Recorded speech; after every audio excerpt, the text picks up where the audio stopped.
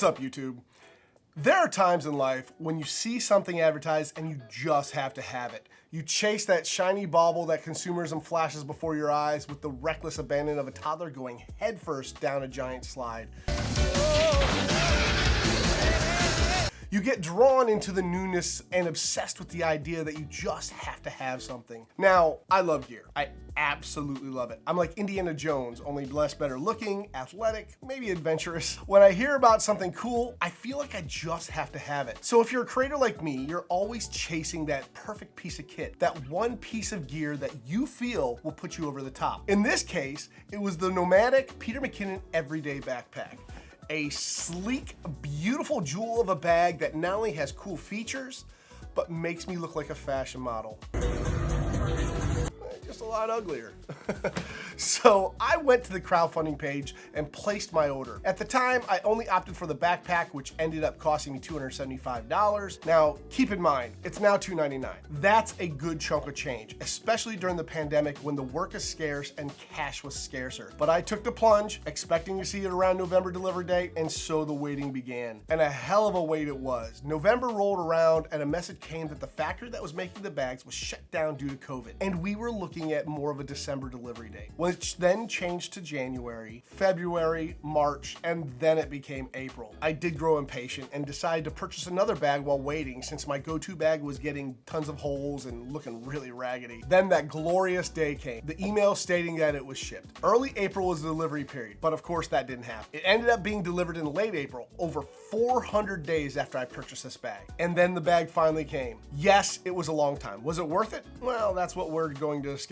I was going to tell you about the bag, but there are hundreds of videos out there talking about the features, so really I decided not to do that. Instead, let's take a look at the 3 things that I love about this bag and then the 3 things that I don't. And for reference, I took this bag on a 9-day trip to Santorini, Mykonos, Athens, Florence, and Rome, and this is kind of how I feel about it after taking such a long trip. The first is that I love the fact that they got rid of the side access zipper and went with top only access. I literally loathe side access because I never use it. It's just a waste of space. So getting rid of the stupid side access flap for me was a huge win. But this love comes with a caveat. With the ladder in, which I had the whole time, your top access, well, access is what Peter Mckinnon calls the Loft. This is a small customizable compartment at the top that takes up the whole rounded part of the backpack. Now, this loft can be expanded to cover over half the backpack. So I decided I was going to try experimenting with dividers that came with the large cube and couldn't find a configuration I liked. With the loft expanded in dividers, it really did me no good. Second, I absolutely love the magnetic water bottle / tripod pockets. They are far larger than any other bag I've ever had. I have this humongous water bottle I like to take with me when I travel, and this is the very first time that I've been able to fit that water bottle in any pocket. They are made with the same sturdy material as the rest of the bag, and little magnetic clips on them make it so that they're completely flush with the sides of the bag when you're not using. Third is the overall construction and design of this bag. It is beautifully made with tough, rugged material. The zippers are amazing, and it's just a sleek, black, durable place to keep your gear. The way it is constructed is kind of genius. From the flat bottom, which allows it to stand up on the ground, and to the way it goes super easily onto a roller bag. It also has MOLLE hooks. And let me tell you, I love MOLLE hooks, but the attachments, they're sold separately. Now, the 3 things I don't like about the bag. The first is the price. If you purchase the backpack and the ladder, it doesn't come with anything else. So there's no dividers, nothing to separate your gear unless you are using an already existing Velcro dividers from other bags. That's basically paying $299 for a regular backpack since you can't really use it for your camera equipment without dividers. I mean, you could wrap them in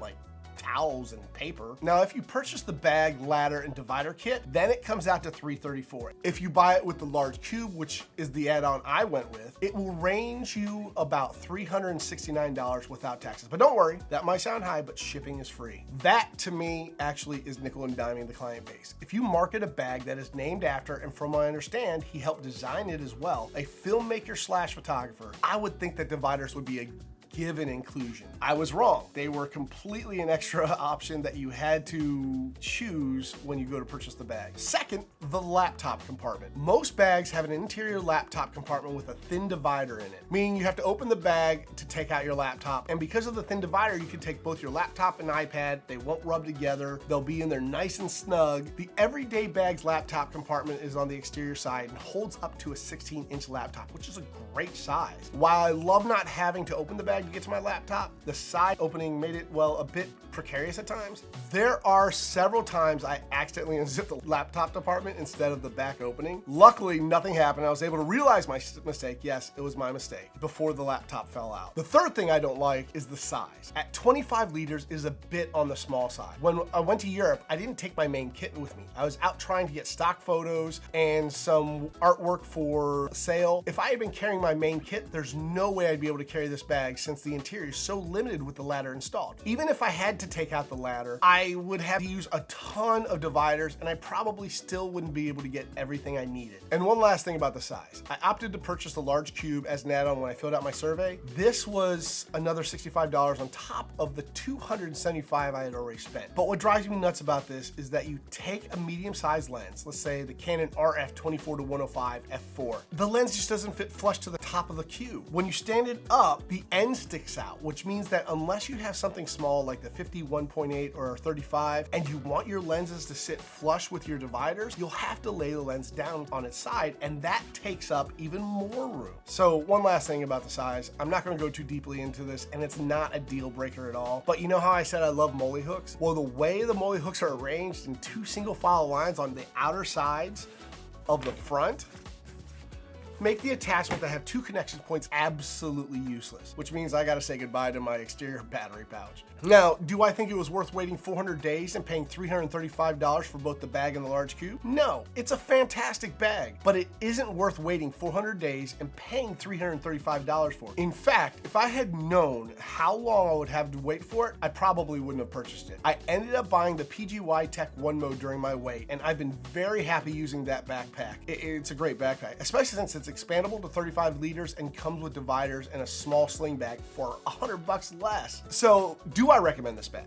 Yeah, no. If you can afford to have multiple bags for different situations, sure. It's overall an amazing bag. But for the price and small size, I can't see myself recommending this as the last camera bag ever needed. And don't get me wrong, I've seen that comment several times. It just isn't versatile enough to have that designation. So that's how I feel about this bag. It's a great bag. I don't recommend it unless you're able to afford multiple bags. And I think if I had to wait, I probably wouldn't have bought it. Anyway, I want to thank you for checking this review out. I'm Mark Rigsby with MDR Photo, and if you like this video, click like. If you love this video, click subscribe. Hell, if you hated this video, click subscribe anyway. Who knows, maybe the next video will be the one that you enjoy. I'll see you next time, YouTube.